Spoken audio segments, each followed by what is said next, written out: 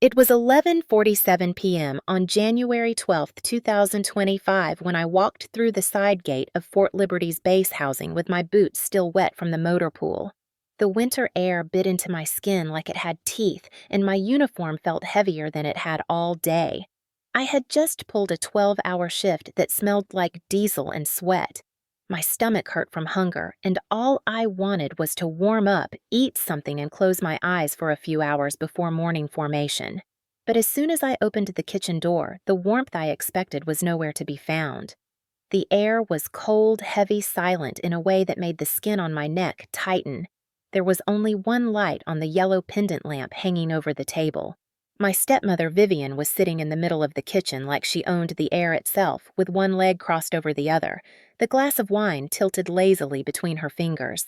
Her eyes met mine, and the corner of her mouth curled not into a smile, but into something sharp. On the table sat a single plate with scraps of cold food. Cold green beans, half a biscuit, something that used to be chicken. I could still smell the microwave that had been used hours ago. I could also smell the power in the way she stared at me. She did not have to say much. She never did. "You'll eat what's left. That's all you deserve." Her voice was soft, too soft. It was the kind of softness that pressed on your chest instead of easing it. My father's chair was empty as usual when she played these games. He had probably locked himself in his office, pretending not to hear anything. I stood there for a second, half frozen from the cold outside and half from the way my body knew how this would end. For months, she had been controlling everything I did inside this house. What time I came home, what I ate, what I could buy with my own paycheck. She called it structure. She called it family order. What it really was felt like living inside a cage built out of rules nobody else saw. I lowered my bag to the floor and walked to the table. My hands were still shaking from the cold. She looked me up and down like a stranger she had dragged into her home. Her voice cut through the silence again. "Sit down. Eat it." I sat on the hard chair with my damp uniform clinging to my skin. She did not look away once. I picked up the fork and pushed it against the plate. The food was stiff with cold. The bite I forced down burned in a way cold food can burn. That was the thing about humiliation. It did not need to be loud. It could live in the smallest corner of a kitchen in the quiet between breaths. Then something shifted. A creak. Not from her chair. From the back door. Her head did not turn, but mine did. Through the window pane, I saw a shape outside the back porch, a tall figure in a heavy coat. Not moving. Watching. I felt my throat tighten but said nothing. She was too wrapped up in her performance to notice. I had no idea then that the man standing outside was General Thomas Hayes. I had no idea he was there for an undercover inspection of senior officers' housing. I did not know the base was on a quiet inspection rotation that night. All I knew was that someone was watching this moment that had been happening behind closed doors for months. Vivian leaned back in her chair. She liked drawing out the silence because silence was power to her. She slowly set her wine glass down and tilted her head. "This is how you learn respect, Sloane." That sentence hit me harder than the cold food. It always did. She wanted me small. She wanted me quiet. And with my father pretending not to hear, she got exactly what she wanted. I forced another bite down. My hands clenched around the fork until I could feel the metal press into my skin. I did not know it yet, but that moment outside the window was the beginning of the end. I remember locking eyes with the dark silhouette on the porch for less than a heartbeat. He did not move. He did not speak. But something in the way he stood made my stomach twist. He had seen everything. The fluorescent light buzzed. The heater hummed. Vivian was still talking about respect like she was reading a script she had memorized long ago. I tasted metal in my mouth. It was not from blood. It was from holding myself together. For months I had lived in this house wearing a uniform that gave me rank and responsibility during the day, but stripped away everything when I crossed this threshold at night. Out there I was Specialist Sloane Archer. In here I was a piece of furniture, something that could be ordered around humiliated, bent into shape. And on that freezing night, the man outside the window unknowingly walked into the war that had been happening inside this house.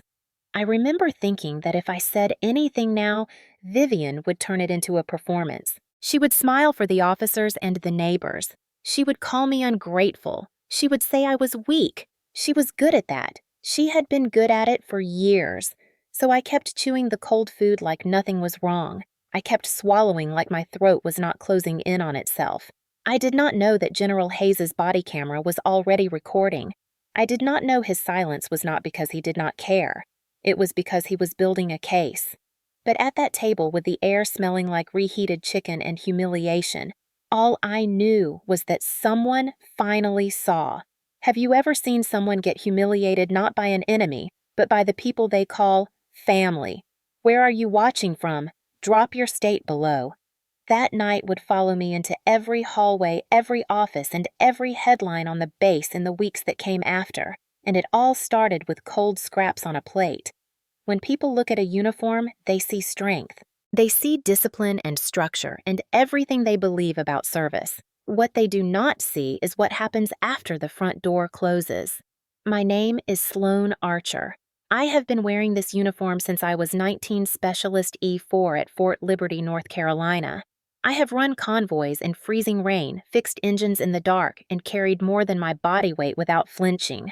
Yet nothing in the Army ever prepared me for living with Vivian Archer. She became my stepmother 2 years after my mom died.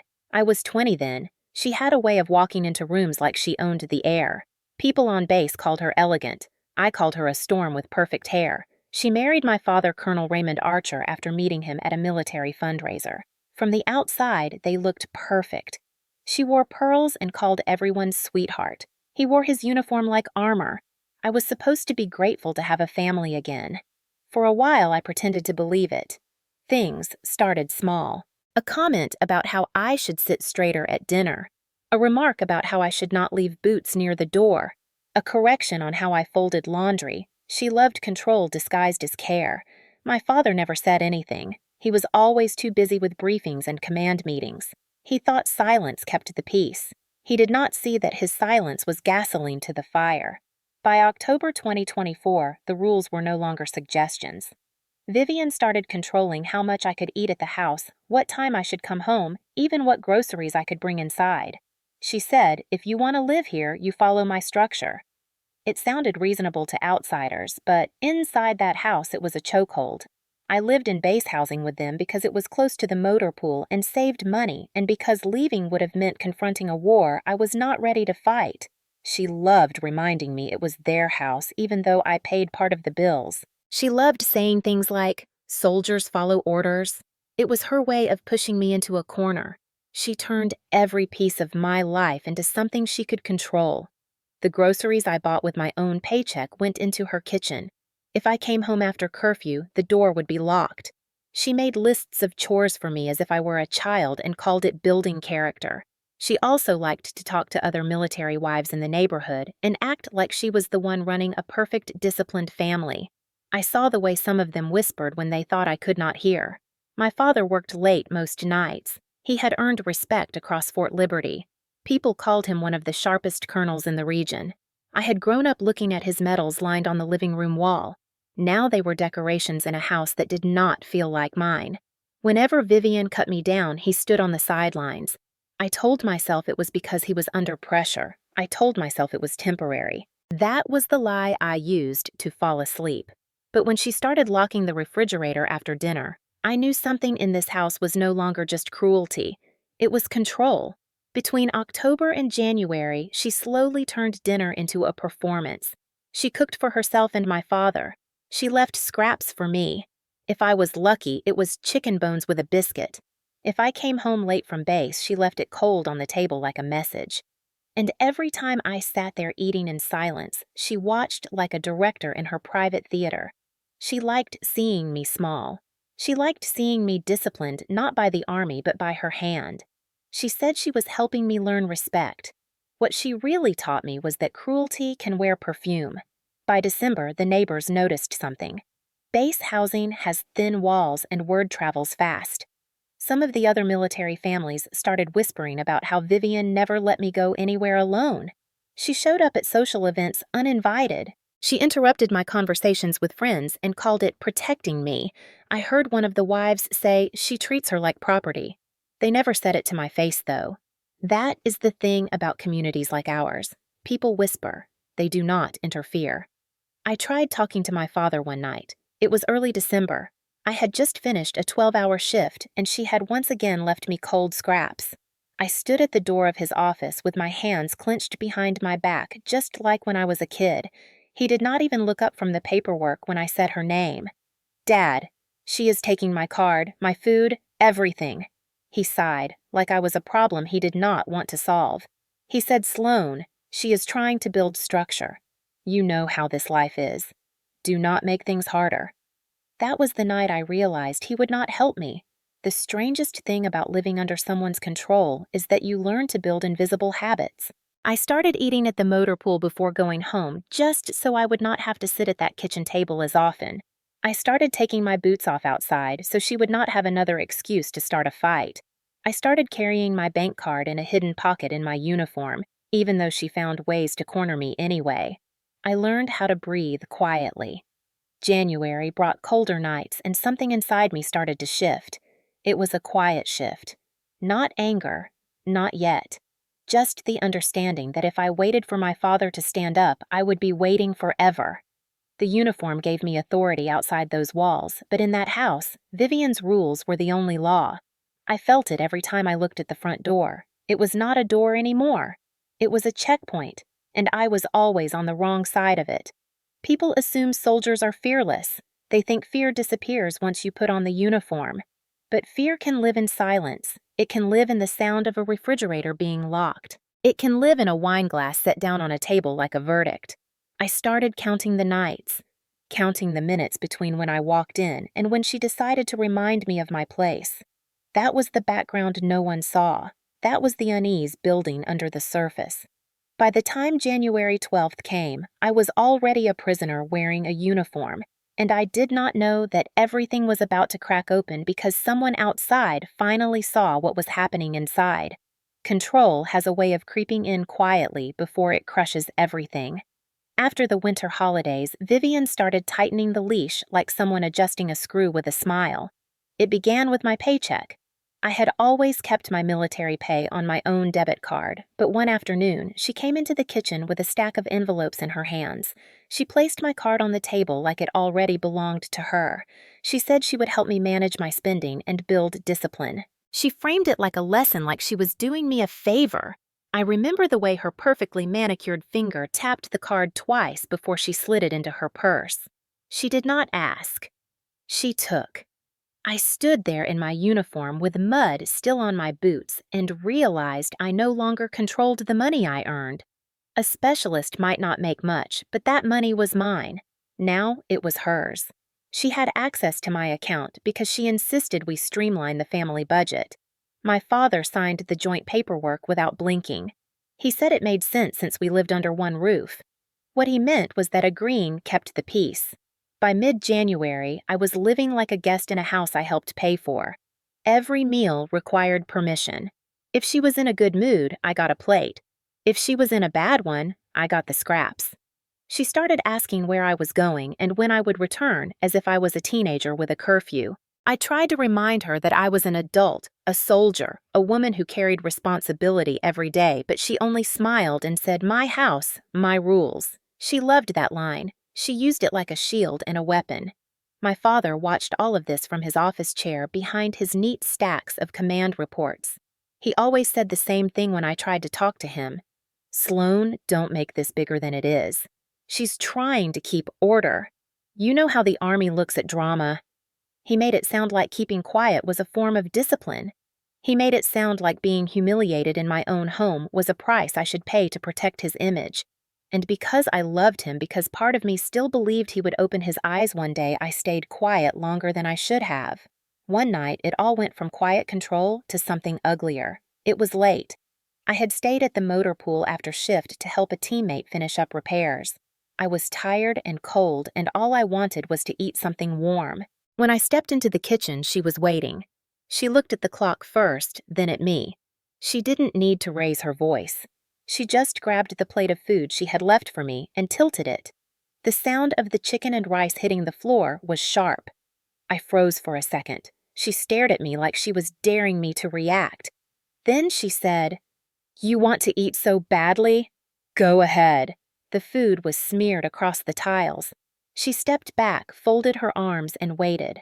I knelt down, not because I wanted to, not because I accepted it, but because I was exhausted, because picking up cold food felt easier than another screaming match with someone who never needed to raise her voice to win. She watched as I picked it up piece by piece with my fingers and put it back on the plate. Her voice was smooth, like silk and poison at the same time. "That's what happens when you don't respect my house." The next morning, she added new rules.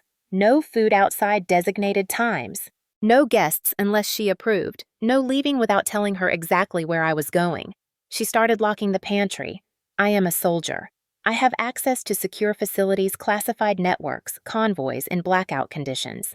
But in my own home, I could not open a refrigerator without permission. The door was locked at night. She kept the keys in her bedroom. She claimed it was to save electricity, but everyone knew better. It was about power. I tried to ask my father again. This time, my voice wasn't calm. I told him she was locking me in like a prisoner.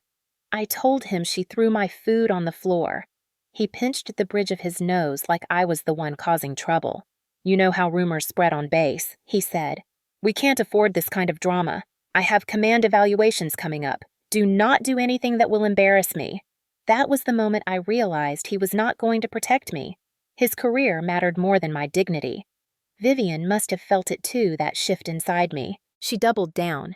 She started making sure I had to ask permission to leave the house at night, even when I had late shifts. She made me text her when I got back on base. She claimed it was for my safety, but the tone in her voice said otherwise. It said, "I own you." There was one night when I came home late from duty. The door was locked. The lights were off. My key didn't work because she had changed the locks. I stood outside in the freezing wind in uniform, my hands numb, knocking on a door that should have opened for me. When she finally opened it, she smiled like nothing was wrong. "You should have been home on time," she said. Then she turned around and left me standing there. She loved reminding me who controlled everything. The walls of that house began to feel smaller. The rooms that once felt like shelter turned into cages. She had the keys. She had my money. She had the food. My father had his silence. And me, I had nothing but a uniform that meant everything outside but nothing inside those walls. I learned how to count my breaths, how to keep my voice even, how to obey just enough to survive another day. I told myself it was temporary. I told myself if I just waited long enough, something would give. I didn't know it yet, but the thing that would give wasn't me. It was her. And it would start the night a general stepped onto our porch and saw what she had built behind closed doors. Resistance did not arrive in a loud explosion. It came like a whisper in the middle of the night when I finally admitted to myself that silence was killing me. I did not plan it. One night after Vivian went to sleep, I sat on the cold bathroom floor with my phone in my hand. It felt almost ridiculous, a soldier sitting in her own house afraid to make a sound. But I opened the voice recorder and pressed record. That was the first time I captured her voice telling me what I could and could not eat. Her voice was calm, steady, and terrifying in the way it made cruelty sound logical. I saved the file and tucked the phone under my mattress like a piece of contraband. Once I started, I could not stop. Every time she belittled me, every time she locked the pantry, every time she forced me to kneel on the floor picking up cold food, I recorded it. I didn't talk back. I didn't yell. I let her words build their own case. I began to notice details I used to ignore. The way she repeated phrases, the way her voice got quiet when she wanted to make me feel small, the way she turned every conversation into proof that I owed her something. I had spent months surviving. Now I was documenting. Fort Liberty's base housing has hallway cameras in most family units. They're supposed to be for security, but everyone knows they catch more than just suspicious activity. One afternoon, walking back from duty, I noticed the tiny red light blinking above the entryway. It had always been there, but that day I really saw it. I realized those cameras didn't just see who entered or left. They saw when she locked me out. They saw her standing at the door with her arms crossed while I waited in the freezing wind. They saw me on my knees picking food up from the kitchen floor. She never thought about the cameras because control had made her arrogant. That arrogance would save me later. The only person I trusted enough to talk to was Private Leah Torres. We had gone through training together and she had seen the bruises that don't show up on skin. We met one afternoon behind the motor pool where no one could overhear. I didn't tell her everything at once. I started with pieces: the food, the locks, the silence. She listened like she already knew what I was going to say. Then she said something I'll never forget. "You need proof, Sloan. Not emotion. Proof. If you don't have it, they'll bury it under your father's rank." It stung because it was true. She told me to document everything. Record audio, note dates and times, watch the cameras. She told me not to react not yet.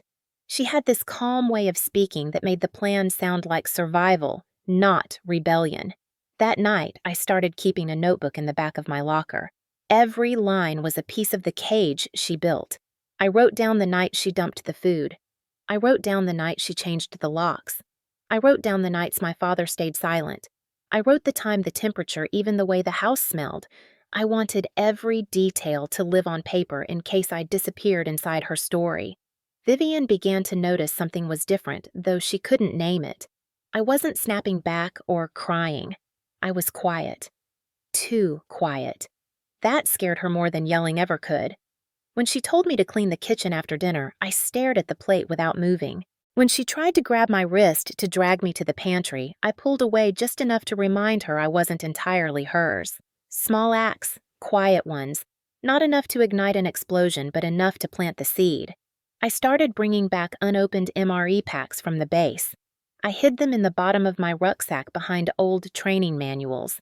At night, when the house was silent and locked, I would eat them slowly in my room. Not because they were good, but because they were mine. Every bite tasted like defiance. She never knew. She thought she controlled everything. She didn't see the quiet cracks forming in her walls. Leah told me to hold the line. She told me not to tip my hand too early. She reminded me that my father's rank would protect Vivian unless the evidence was undeniable.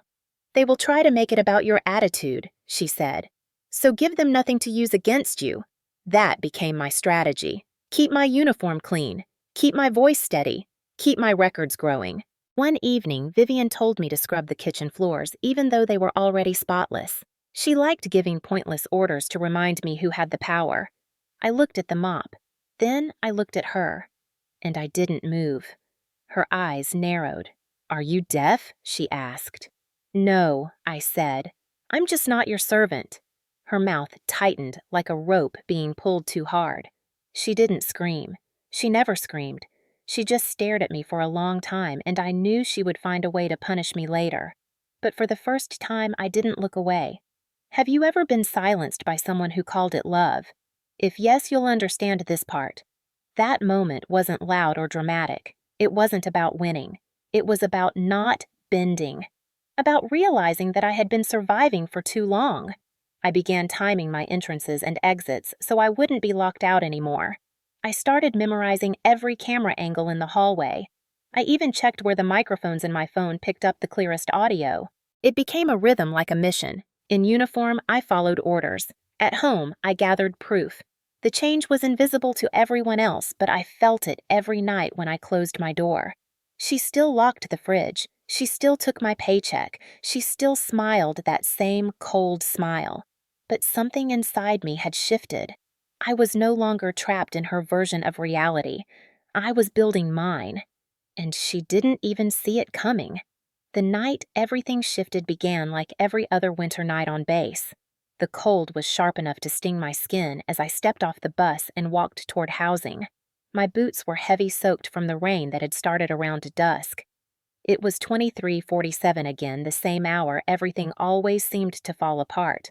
I had worked late finishing vehicle checks and paperwork. My body ached from the cold, my fingers numb despite the gloves. I knew what would be waiting on the kitchen table. I knew what she would say. The house was dark except for the same yellow light above the kitchen table. That light had become a kind of stage spotlight. Whenever it was on, I knew she was waiting. Vivian sat there like a queen on a throne made of silence. Her hair was perfect, even though it was late. Her wine glass was half full. She liked to swirl it slowly while she waited for me. It made everything slower, heavier. On the table sat a single plate with scraps, cold carrots, half a biscuit. The meat looked like it had been left out for hours. I dropped my bag quietly, my hands shaking more from anger than from the cold this time. I was tired of this, tired of her, but I also knew what happened when I pushed back too soon. She tilted her head and said the same line she always used. "You'll eat what's left. That's all you deserve." It wasn't the words themselves that hurt the most. It was how calm she said them, like they were the most reasonable thing in the world. I sat down at the table. The chair felt harder than usual. My uniform was still damp, my boots leaving a small puddle by the door. She leaned back and took a sip of her wine, watching me like I was some kind of disobedient recruit who needed correction. Then she added something new. On the floor. I froze for half a second. She had never said that before. She repeated it. "Sit on the floor. You want to act like a child, you'll eat like one." I don't remember standing up. I just remember my knees hitting the cold tile and the sound it made. She pushed the plate toward me with the tip of her foot like she was feeding a dog. My throat burned, but I said nothing. I picked up the fork and forced the food down. The cold hit the back of my throat like metal. I focused on keeping my face blank. That was how I survived her. Stay blank. Don't give her the satisfaction. I didn't know someone was watching. Outside the house, General Thomas Hayes stood in the shadow near the porch. It was one of the random inspection nights they scheduled without notice. He had decided to personally inspect several senior officers' homes for security compliance. No one expected a general to walk base housing at midnight, but that was exactly why he did it. He walked quietly, dressed in a dark coat, his cap low. He saw the kitchen light first, then the scene through the window. I didn't know it then, but his body cam had already started recording. It was standard protocol for inspection patrols like his. The camera caught the way Vivian tilted her wine glass. It caught me sitting on the floor in uniform with a plate of cold food. It caught the silence that said more than any shouting ever could.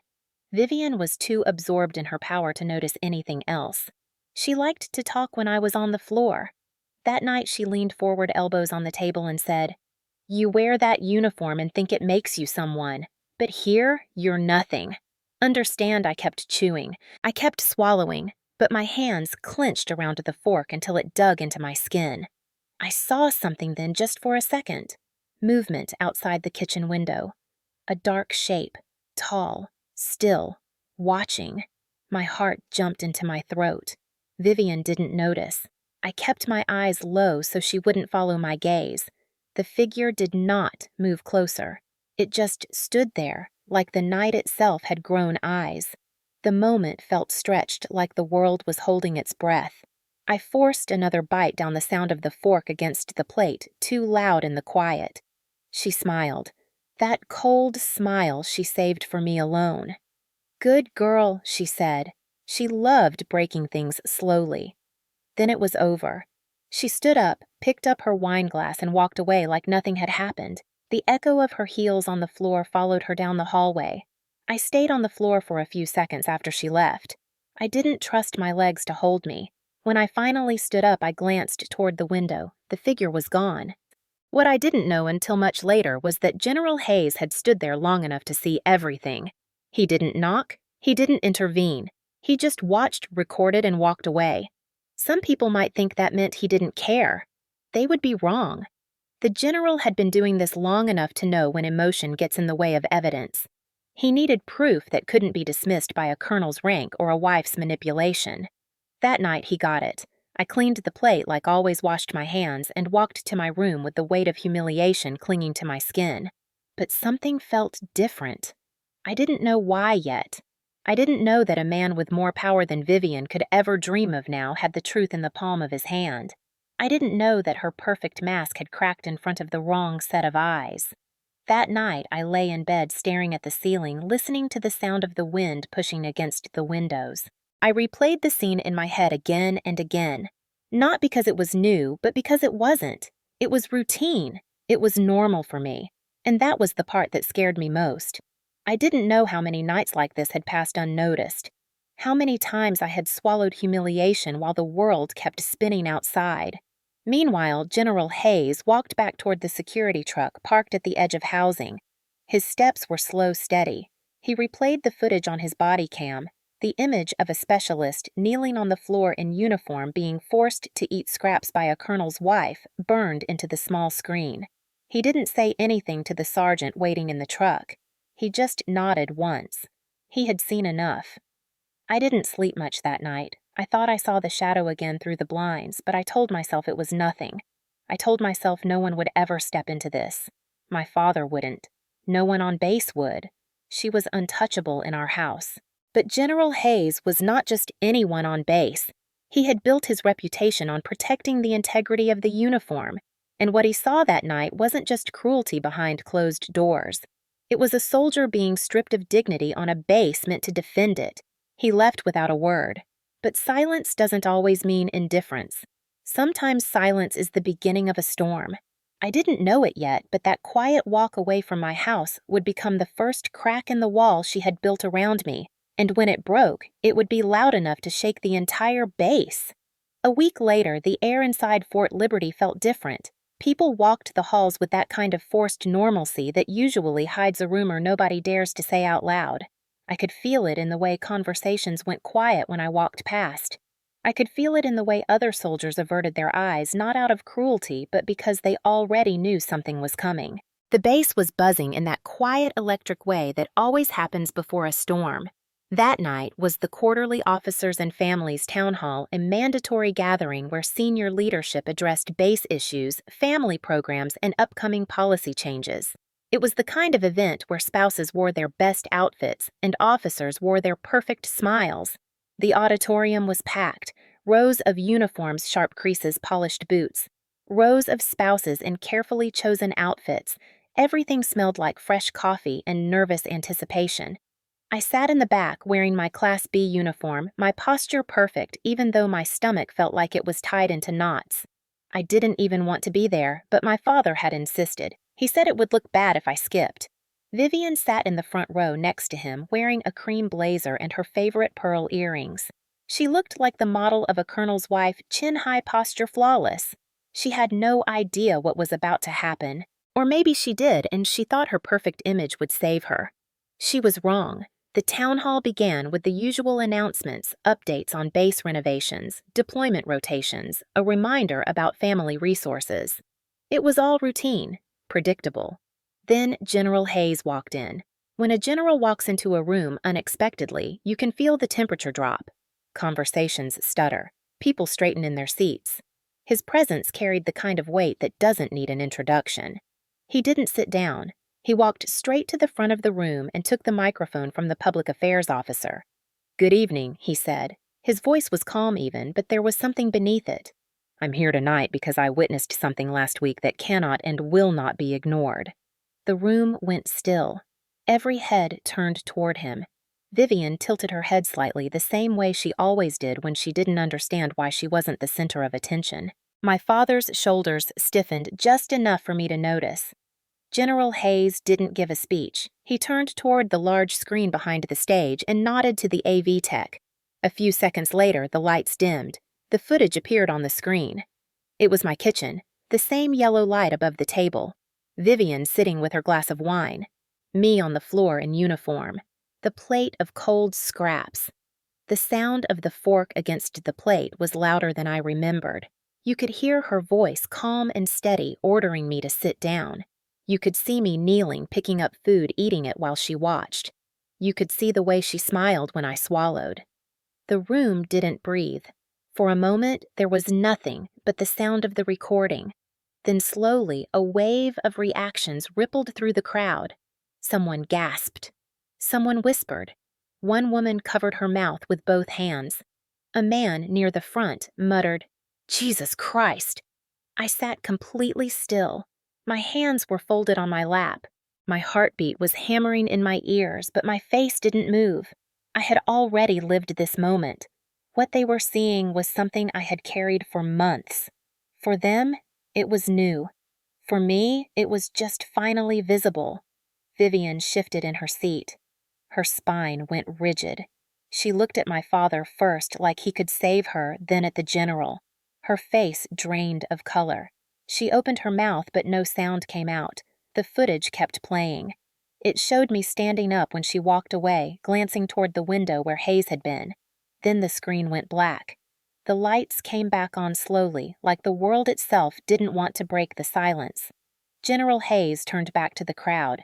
This, he said, is what was happening inside the home of a senior officer.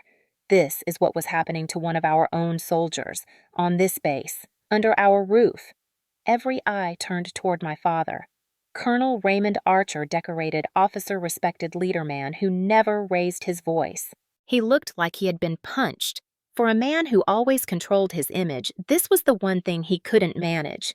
Vivian snapped out of her shock first. She stood up so fast her chair screeched against the floor. "This is twisted," she said, her voice high, tight. "This is taken out of context. She's not some victim." She pointed toward me with a shaking hand. "She's ungrateful." Sit down," General Hayes said quietly. It wasn't loud, but it cut through the room like a blade. She froze. The authority in his voice was something even she couldn't ignore. Someone in the crowd muttered something about disgrace. Someone else whispered about JAG investigations. A woman in the second row shook her head slowly. Hayes continued, "That footage was recorded during an unannounced security inspection of base housing. It is authentic, it is unedited, and it shows exactly what it looks like when someone abuses power inside a military household." My father stood up, then his jaw clenched, his voice low. "General Hayes, may I know?" Hayes interrupted. "You may not. You've had months to say something. You didn't. Now you'll listen like everyone else." The air in the room was electric. All the careful smiles and social hierarchies that defined military family events were stripped away. What was left was raw judgment. Officers who had respected my father looked at him differently now. Wives who used to praise Vivian's elegance whispered behind their hands. Vivian turned toward me then. Her face wasn't elegant anymore. It was frantic. "You did this," she hissed. "You think they'll side with you? You live under my roof." I looked back at her without blinking. She wasn't my storm anymore. She was just noise in a room that finally saw what I'd lived through. Hayes didn't let it drag on. He raised the microphone again. "If this happened to someone you love," he said slowly, "what would you do?" It wasn't just a question. It was a match struck against dry ground. People shifted in their seats not because they had an answer, but because the question hit something inside them. No one wants to believe cruelty can live behind a military family's front door, but now they'd seen it with their own eyes. "An immediate JAG investigation will begin tonight," Hayes said. "This is not up for debate. Abuse of a service member, regardless of relationship or rank, will be handled by the Uniform Code of Military Justice. Colonel Archer, you are relieved of command responsibilities, effective immediately pending review. Mrs. Archer, you will be escorted off base housing for questioning." The words landed like hammer blows. 2 MPs in uniform appeared at the back of the room and moved toward the front. Vivian started backing away like a cornered animal. "You can't do this," she shouted. "This is our home. He's a colonel. I'm his wife." Hayes stared at her steady and unblinking. "No, it's the government's housing, and you violated every standard we have." My father sat down slowly. I could see the war inside his eyes. He wasn't looking at her. He wasn't looking at me. He was staring straight ahead as if everything he'd built was crumbling brick by brick. Vivian tried to push past the MPs, but they blocked her. She shouted again, this time at my father. "Raymond, say something." But he didn't. His silence, the same silence that had protected her all these months, now left her completely alone. I sat still in my seat, my back straight, my hands folded in my lap. No tears, no shaking. My face was a mask, but my chest felt like someone had finally opened a window in a room that had been suffocating me. The MPs led her out.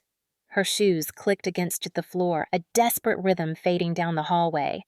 The door closed behind her with a heavy sound that felt like an ending. Hayes turned toward me then. He didn't smile. He didn't nod. But there was something in his eyes I hadn't seen from anyone in months. Recognition. The town hall ended without the usual speeches about family unity or community spirit. People filed out in silence, the kind of silence that carries weight. The scandal had just detonated in front of the entire base. By morning, it would be on every whisper network, in every office, in every hallway. As I walked out of the room, the cold night air hit my face like a baptism. My boots echoed on the pavement, steady and sure. For the first time in months, Vivian wasn't waiting for me at home, and I knew this was only the beginning. The storm had broken, and this time it wasn't mine to carry alone. The night after the town hall Fort Liberty did not sleep. News travels fast on any military base, but when it involves a general, a colonel, and a scandal caught on body cam, it spreads like a brush fire in dry wind. By sunrise, the footage had already been described, exaggerated, whispered, and retold in every corridor, break room, and housing block. I woke up to the sound of helicopters overhead and the dull, heavy quiet that comes when people know something irreversible has happened. Military police had taken Vivian into custody immediately after the meeting. She was not handcuffed when they led her out of the auditorium. They didn't have to. Everyone in that room already saw what she'd done. They escorted her to the MP station inside the base where she was held for questioning. She wasn't officially under arrest yet, but no one doubted it would happen. The investigation was moving fast because it wasn't just about abuse. It was about image command accountability and the example set by leadership families. I sat in the small corner of my barracks room that morning, still in my PT gear, staring at the steam curling up from my coffee cup. I should have felt relief. I should have felt free. But what I felt most was stillness. The kind that comes after a storm, but before the sirens stop echoing in your bones. My phone buzzed non-stop with messages I didn't answer. Leah texted me 4 times. "You good?" I didn't know how to reply, so I didn't. By noon, JAG had officially opened a case. I was called to give my statement in a small legal office near the headquarters building. The room smelled like paper and cheap coffee. A JAG captain with tired eyes and a calm voice asked me questions I had already rehearsed in my head for weeks. Dates, times, what she said, how she controlled my money, how many nights I ate on the floor, how long my father had known. Every answer came out steady, almost mechanical, like a soldier reporting coordinates. I wasn't there to cry. I was there to build a case. After I gave my statement, they showed me part of the compiled evidence. The body cam footage from Hayes, my audio recordings, logs from the base housing security system showing how many times Vivian locked me out at night. It was all there, stacked neatly in folders. Seeing it laid out like that, cold, factual, undeniable, was a strange kind of vindication. For months, it had just been my word against her control. Now it was evidence. Meanwhile, Colonel Raymond Archer, my father, was summoned to headquarters for questioning. He was not under arrest, but he was officially relieved of command pending review. His name, which had once been spoken with respect across Fort Liberty, was now a subject of careful, cautious whispers. The Army takes image seriously. The idea that a senior officer allowed this to happen in his home wasn't just a personal failure, it was a leadership failure. Rumors said the meeting between him and Hayes was brutal. Hayes didn't shout. He didn't need to. He laid the facts out like stone. A colonel had stood by while his dependent was abused in base housing. The footage was clear. The silence was documented. He was told his leadership credibility was under review. He left that meeting a different man. For years, people in base housing had looked at our house and seen nothing. Now they were talking. The couple across the street told investigators they'd seen me locked out in the cold at least twice, but didn't know if they should report it. A neighbor down the block said she heard Vivian shouting at me more than once. Another said she saw me carrying my own MRE packs home after dinner shifts, even though we lived in a fully stocked house. One woman, a sergeant's wife, admitted she almost filed an anonymous report months ago. Almost, but not quite. Now their silence was being documented too. The investigation spread fast. JAG didn't just look at the abuse. They looked at my father's finances, Vivian's control of my pay, the history of complaints or lack of them around our housing unit. They interviewed everyone in our street. They even pulled gate entry logs showing how often I was home late, cross-checking with the locked door timestamps. It felt invasive, but it was necessary. This time, the truth wasn't just sitting in my chest. It was on paper, in video, in timelines no one could twist. Leah came to see me 2 days after the town hall. She stood in the doorway of my barracks with her hands stuffed into her jacket pockets like she wasn't sure how close she could get. "You're a damn storm now," she said quietly. "Everyone's talking." I shrugged. "I didn't do anything." "He did." She tilted her head toward headquarters. "Yeah, but you didn't stay quiet either." The first formal briefing about the case happened 3 days later. The command group JAG MP and the Inspector General's office gathered to lay out what they had. I wasn't in the room, but word reached me quickly. Hayes was leading it himself. The footage had gone up the chain of command. It wasn't just a base issue anymore. It was an Army issue. Vivian's interrogation lasted nearly 6 hours. She denied everything at first, claimed it was a misunderstanding, that the video was just a joke, that I was dramatic. But Vivian had built her world on silence, and now she was facing a room full of people who had seen what silence looks like on video. JAG already had my recordings, the security footage, witness statements. She was cornered, and for once she couldn't twist the story to make herself the victim. My father's review was a different kind of interrogation. They wanted to know how long he knew why he didn't act, why there was no report filed. He tried to say he thought it was a family matter. The look on Hayes's face must have been enough to tell him that excuse wasn't going to save him. A colonel who ignores abuse in his own home undermines every leadership speech he's ever given about duty, integrity, and protecting soldiers. By the end of the week, Vivian had been charged under federal statute applicable to dependents on military installations. Not criminal charges like on the outside yet, but enough to keep her off base and under strict legal supervision. Her access to base housing and facilities was revoked. She was barred from contacting me directly. She was escorted out with MPs standing on either side. My father was temporarily reassigned to administrative duties away from command. His access to sensitive leadership briefings was suspended pending further review. Officially, the Army called it an ongoing internal review. Unofficially, everyone knew what it meant. His career was hanging by a thread. For years, I had lived with the weight of their silence. Now they lived under the weight of their own actions. The base that once looked at me with indifference now looked at me with something different. Uneasy, respect, quiet, recognition, guilt. People avoided eye contact not because they pitied me, but because they were reckoning with their own silence. The legal process moved faster than I expected. Hayes pushed for transparency, and JAG was determined to make this an example. They interviewed me twice more, going over every detail of my story with military precision. They pulled my LES records to track the months Vivian controlled my pay. They built a paper trail strong enough to stand in front of anyone who tried to defend her or my father. Leah was with me outside the MP building the day Vivian was formally served with charges. She handed me a paper cup of coffee and said, "This isn't the end, but damn, it's a start." She was right. There was still a mountain of hearings, interviews, and fallout ahead, but something irreversible had happened. The secret wasn't a secret anymore. Word about the case reached other installations through official channels. A story like this doesn't stay local. It spreads. It becomes part of conversations in other bases, in leadership briefings, and quiet talks between soldiers who've lived through their own versions of silence.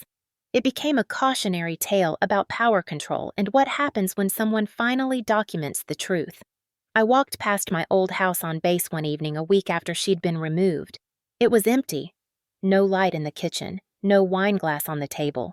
No locked door waiting for me. Just a house stripped of the power she thought she owned. I stood there for a long time in the cold hands in my pockets, breathing in air that didn't belong to her anymore. I wasn't naive. I knew the investigation wasn't over. I knew there would be hearings, that my father would try to salvage what was left of his name. But the silence had been broken in the loudest way possible. The base had seen. The Army had seen. And once something like that is seen, it can't be unseen. The girl who used to kneel on the kitchen floor was gone.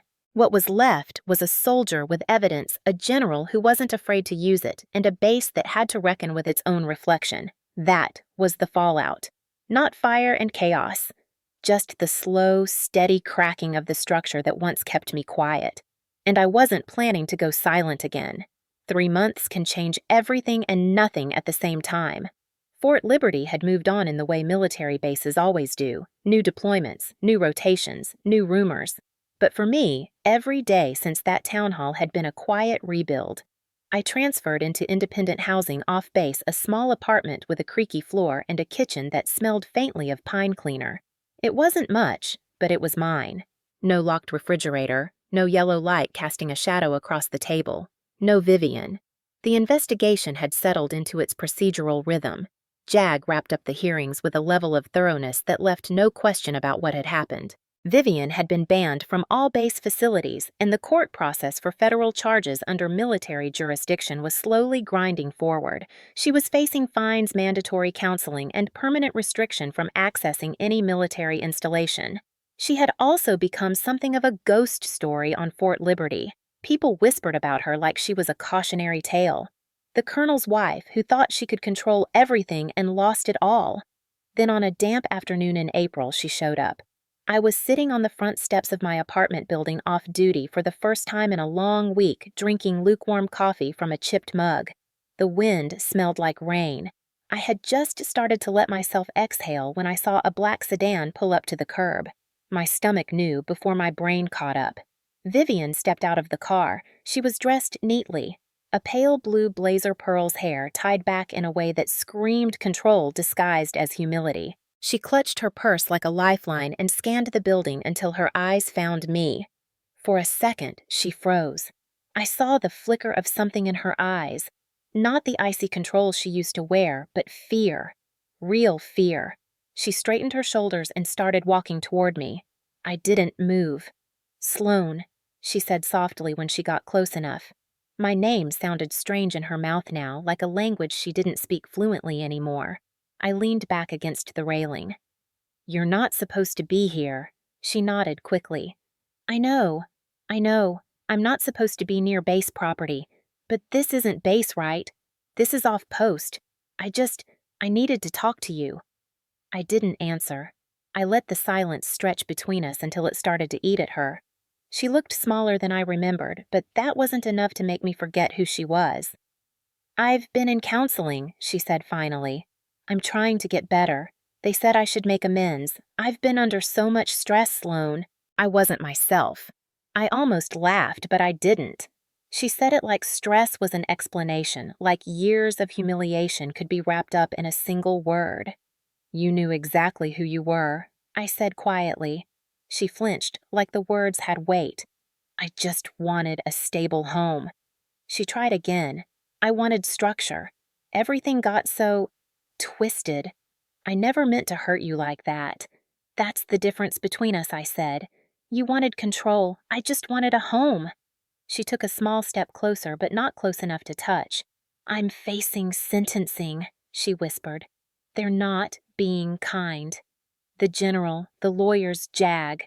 They want to make an example out of me. They said I could be permanently banned, that I might not be able to live with your father again on any base." Her voice cracked, then the first real crack I'd ever heard from her. "Sloan, please." "If you said something. If you told them I'm sorry, they might show leniency. I just need a chance to start over." There it was. The reason she was here? Not remorse. Leverage. She thought I still owed her something. She thought she could reach back into my life and twist the knife one more time. I stood up slowly, setting the mug down on the step beside me. I looked at her. Not the woman who controlled my kitchen. Not the voice that made humiliation sound polite, but a person stripped of her stage. "I'm not your key to anything I said." Her face twisted, the polished surface cracking into panic. "Sloan, I'm begging you. I'll lose everything. The house, your father, my reputation. Please. You lost it the moment you decided your wine glass was worth more than my dignity." My voice didn't rise. It didn't need to. She started crying then. Not loud dramatic sobs. Real tears, quiet and desperate. "I made mistakes. People make mistakes. Don't you believe in forgiveness? I believe in accountability," I said. "And you spent years making sure I didn't have a voice. I'm not about to use it now to save you. The air between us felt heavier than the gray clouds above. She pressed her hand against her chest like she was trying to hold herself together. "Your father loves me," she whispered, as if that still meant something to me. "He had his chance to protect me," I replied. "So did you. You both chose silence. Now you live with the sound it makes." She reached into her purse and pulled out a folded letter, trembling slightly. "I wrote this for the judge," she said. "Character references can help. If you could just sign something saying I wasn't a bad person," I almost laughed then. Not because it was funny, because it was absurd. This was the woman who had locked me out in the cold, who had thrown food on the floor, who had made me kneel in my own house. And now she was standing in front of me asking me to rewrite the story. "No," I said simply. She blinked. "What?" "No," I repeated. "I'm not signing anything. I'm not helping you. I'm not softening what you did. I spent too long being quiet for you." Her face went pale. The last of her practiced control fell away. "You'll regret this," she said, but it didn't sound like a threat. It sounded like a woman clinging to the last words she knew how to say. I took a step forward, closing the distance between us, but my voice stayed calm. "No, I'll finally sleep at night. You'll finally face what you did. That's how this ends." She stared at me for a long moment as if searching for the old version of me she used to control. But that version was gone. She turned away slowly, her shoulders hunched, and walked back to the car. The rain started to fall lightly, tapping against the pavement. I watched the black sedan drive off until it disappeared at the end of the street. I picked up my coffee mug again. It was cold, but I didn't mind. The world felt bigger now, quieter in a way that belonged to me. She had come back expecting the same silence that had once protected her. Instead, she found something she couldn't manipulate anymore. That afternoon, I called Leah. When she answered, I didn't explain everything. I just said, "She tried to come back." Leah was silent for a moment. Then she said, And she's gone for good," I replied. Vivian's attempt didn't change the investigation or the sentencing process. If anything, it showed everyone exactly who she still was, someone who believed she could control the narrative. But for me, it was more than just a legal moment. It was personal. For years, she had defined my silence. Now I defined the ending. 3 months earlier, I was the soldier on the floor. Now I was the one standing on my own steps looking at her walking away. No tears, no guilt. Just the solid, quiet power of a door she no longer had the key to. 3 months after Vivian's tearful visit, the base stood at a turning point. By then, the investigation had moved from whispers and hallway talk to concrete results. Everyone knew the verdict was coming, but no one expected how wide the consequences would ripple. For years, people thought the Archer house was just another officer's residence. Now it had become a symbol of something the military rarely talked about out loud: abuse hidden behind rank and reputation. The JAG proceedings were clinical efficient and mercilessly detailed. Over 6 hearings, they laid everything out with the precision only the military could muster. The body cam footage, my own recordings, statements from neighbors, testimonies from my fellow soldiers, and finally the psychological assessment of the damage she inflicted not just in the kitchen, but in the way she chipped at my sense of worth until I could barely breathe in my own home. Vivian tried to soften it with language like stress and misunderstanding, but evidence doesn't bend to pretty words. The verdict came down like a gavel against marble. She was officially banned from entering any military installation in the country for life. Her privileges as a dependent of a service member were revoked. She faced civil fines and federal penalties for abuse committed on a military installation. And the final piece, she was barred from contacting me directly or indirectly under any circumstance. She had spent years trying to make me invisible. Now the system had made her invisible to my world. My father didn't escape the fallout either. Colonel Raymond Archer stood before a review board comprised of men and women he had once led, advised, or dined with. The same people who had called him dependable, respectable, steady. They read the report aloud with the quiet detachment of officers who had seen too many careers fall apart. He was found to have failed in his duty to protect a dependent under his care and to uphold the standards of leadership required of his rank. His command authority was permanently revoked. He was reassigned to administrative duties, no command, no leadership billets, no ceremonial honors. It wasn't jail. But for a man like him, it might as well have been a sentence. He didn't protest in the hearings. He didn't beg for leniency. He sat stiff and silent the way he did when Vivian hurt me, and said nothing then, too. That silence had finally wrapped around his own life and squeezed. For me, the decision was more than just paperwork. It meant I was legally recognized as independent. I no longer fell under my father's household status in the military system. My paycheck, my housing, my identity, all separate. No more frozen accounts. No more shared addresses. I had an independent housing certificate signed, stamped, and filed. It wasn't just a document. It was a line drawn between my past and my present. General Hayes made it official during a ceremony at Fort Liberty. It wasn't the kind of ceremony that came with celebration banners or music. It was quiet, deliberate, and deeply formal. Soldiers stood in formation on the parade field, the winter sun breaking through gray clouds just enough to paint everything in muted gold. The flag fluttered sharply in the wind. Hayes stood at the podium in full uniform. When a general speaks in that tone, low, steady, deliberate, everyone listens. "This installation is more than brick and concrete," he began. "It is a community built on trust, and trust cannot survive where silence is allowed to grow." He paused, his eyes scanning the rows of soldiers, families, officers, and dependents who had gathered. Everyone knew why they were there, even if the program didn't spell it out in bold letters. 3 months ago, he continued, one of our own endured something that should never happen under our flag. She didn't shout. She didn't fight with fists. She documented. She endured. And because of that, the truth was made undeniable. I stood off to the side in full dress uniform. The sun caught the brass on my chest, but it wasn't the same as that night under the kitchen light. I wasn't kneeling anymore. I was standing straight, spine unbroken. Leah stood quietly behind me, her hand brushing against my sleeve in a silent show of support. Hayes gestured toward me without using my name at first. "Specialist Archer," he said, finally had the courage to keep quiet in a way that gave us what we needed most. Not gossip, not speculation, but proof. It is because of that courage that this installation is safer today. The applause that followed wasn't loud. It wasn't the kind of applause you hear at graduation ceremonies. It was heavier. It came from a place of respect that doesn't need to scream to be felt. Vivian wasn't there to hear it. She was already a name in a file, a cautionary note whispered through command briefings and spouse orientations. My father wasn't there either. His reassignment orders had taken him far from the field where he used to stand in front of troops. After Hayes finished his speech, he walked toward me. For a moment, it wasn't General Hayes, the iron figure with authority in every syllable. It was Thomas Hayes, the man who had stood outside my kitchen window and watched. He shook my hand, firm and steady. "I'm sorry it had to happen this way," he said quietly. "But I'm not sorry it came to light." I nodded once.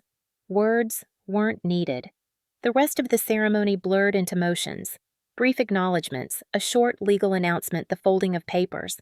But I remember the feeling of the wind cutting against my cheeks, the weight of the uniform on my shoulders, and the sound of boots on concrete as the formation was dismissed. The legal notices were delivered that afternoon.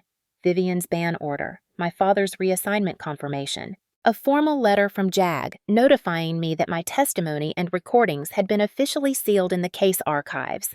My part was over, but the ripples didn't stop there. A week after the verdict, I started receiving quiet messages from other soldiers and dependents. Some were blunt, some careful. All of them said the same thing: "I've been through something too." Not everyone had a general standing outside their window. Not everyone had proof. But my story cracked something open on base that couldn't be closed again. One night, Leah and I sat outside the motor pool watching the convoy lights move in the distance. She nudged my shoulder. "You realize you just made it a lot harder for people like her to get away with anything again." I laughed softly. "I didn't do anything special." "You did," she said. "You made them look. You made them see what's behind the perfect families they like to pretend about." That's not nothing. For years, people saw Vivian's pearls and my father's rank. They never saw me. Now the truth was carved into the foundation of Fort Liberty like a warning no one could paint over. It wasn't about revenge anymore. It was about consequence.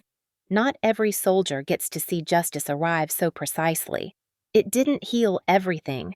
It didn't erase the nights I spent on the floor or the humiliation I swallowed. But it made something possible that hadn't existed before the quiet certainty that I wasn't trapped anymore. 2 weeks after the ceremony, Hayes passed me in a hallway. He stopped, gave a short nod, and said, "Your silence made the loudest noise." Then he walked away, leaving me standing there with the weight of what he said, sinking into my chest like sunlight finally reaching a place it hadn't touched in years. I visited my old house one last time before the new family moved in. It was empty. The kitchen smelled of fresh paint. The floor where I once knelt was spotless. I stood there in full uniform, listening to nothing. That nothing used to terrify me. Now it felt like freedom. I reached down and placed my hand flat on the cold tile. Not to remember the pain, to claim it as proof that I survived it. That house wasn't her fortress anymore. It wasn't my prison. It was just a building, and I was just a soldier walking out the door. When I stepped outside, the winter sun hit my face again. It was almost the same light as that morning at the ceremony. But this time it felt different. The wind didn't sting. It carried a kind of quiet that didn't belong to anyone else. Just me. Justice had arrived. Not with fireworks or fanfare, with signatures, orders, and a simple fact she no longer had power over me. My father no longer defined me. My silence no longer protected them. I walked away from that house without looking back. Because I didn't have to anymore. The summer morning was soft in a way winter never allowed. Warm light slipped through the curtains of my small apartment, painting thin gold lines across the kitchen floor. The coffee maker hissed quietly, the scent filling the air. Outside my window, I could see the faint outline of the base in the distance, the flagpole rising tall above the tree line. The flag moved gently in the warm July breeze, not as a symbol of a place that once trapped me, but as something I had chosen to stand beneath. This place didn't belong to anyone but me. The kitchen wasn't a battlefield. The light above the table didn't burn like an interrogation lamp anymore. It just glowed. I poured the coffee into a chipped white mug and wrapped both hands around it, feeling the warmth soak into my palms. There was a time when mornings felt like countdowns, when every sound in the house meant someone else had control over what happened to me, when I measured my life in footsteps and commands and how quietly I could exist without being noticed. But now mornings were mine. I sat down at the small wooden table by the window, the same kind of table where she used to make me kneel, but this one didn't carry her shadow. On the table was a single plate with scrambled eggs and toast. Warm, fresh, mine. I took my time with every bite, not because I had to, but because I could. The phone rang. The number on the screen froze me for half a second. My father. I hadn't heard from him since the hearing. He had been reassigned to an administrative office states away. Rumor said he barely spoke at work.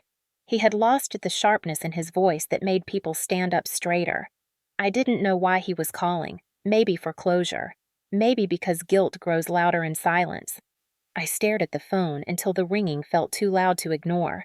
Then I answered. His voice was quieter than I remembered. "Sloan." I didn't say anything. I just wanted to tell you, "I'm sorry," he said. There was a crack in his voice, one I had never heard before. "I should have stopped her. I should have." He inhaled like the words hurt to say. "I failed you." The part of me that used to ache for that apology was gone. It had burned out in the quiet of too many nights spent waiting for him to step in. I didn't need his apology to heal, but hearing it made me realize just how long he'd been silent. "It's too late," I said softly. There was no anger in my voice, just the truth, a truth he couldn't outrun now. He stayed on the line for a few seconds, as if hoping I'd offer him something else. I didn't. Eventually, he said goodbye and hung up. I sat there with the phone still in my hand, feeling the weight of finality settle in the room. Some apologies don't build bridges. They just mark the exact spot where the road ends. Outside, a bird landed on the railing, fluttering its wings. I watched the flag move again in the distance.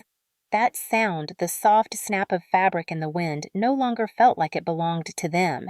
It belonged to me too now. I'd earned that quiet. I thought about Vivian, about how certain she had been that power would always protect her, about the way her heels echoed against the town hall floor as MPs let her out, about the way her voice shook when she asked me for help. She had once been the center of my world because she controlled everything inside those walls. Now, she was just a line in a legal file and a fading memory. I thought about the girl I had been on that winter night, wet boots, cold floor scraps on a plate. I thought about the general outside my window, about the moment everything cracked open. I didn't feel pity for that version of me. I felt pride, because she survived long enough for me to stand here now.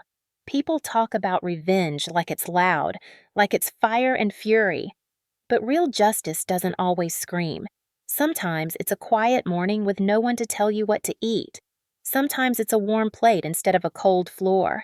Sometimes it's answering a phone call and realizing the person on the other end doesn't hold power over you anymore. I finished my coffee slowly, letting the warmth sink deep. The wind picked up slightly, carrying the distant sounds of soldiers on the parade ground, command's boots striking pavement, a rhythm I knew by heart. But this time, I wasn't walking toward it with a weight pressing on my chest. I was walking toward it as my own person. For years, I believed silence was something that protected her. But silence can also be a blade when it's held in the right hands. I gave the system proof not because I wanted to destroy anyone, but because I wanted to breathe. And now, finally, I could. I looked around the kitchen one more time. No locks on the cabinets, no locked refrigerator. No controlling eyes behind a wine glass, just light, air, and my own reflection in the window, shoulders straight, breathing easy.